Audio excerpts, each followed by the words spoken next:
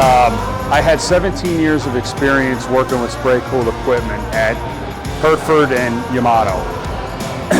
But I've been in plants without spray-cooled for the last 5 years, and I was amazed at how far the technology has come in the last 5 years since I've been away in terms of what everybody's doing with the shells, the slope shells, the kickouts for burners, and doing things to key in your brick easier. That was a big eye-opener, in particular the SDI and Brandenburg furnaces.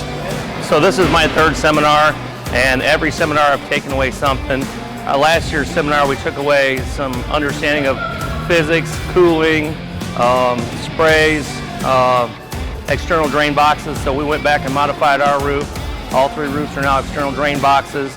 We've changed the pitch of the angle. We've changed and modified all of our sprays, and we're looking forward to having longer life, lower maintenance costs, and lower downtime.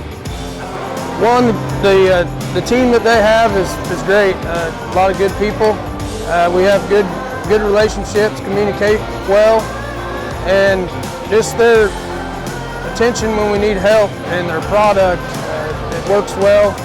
It's good for us at the mill, and yeah, of course, hanging out, doing things like this is always fun. Here we learned a lot for our mill, about water cleanliness and keeping the roof edges clean, filtering the water, and how much that'll add to the life of a spray-cooled roof.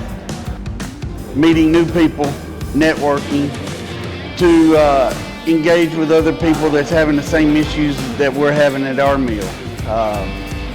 New technology is another thing, pushing the envelope on where it can be, where it has been, and where we go from here, because if we stay right where we're at, there's none of us going to get any better.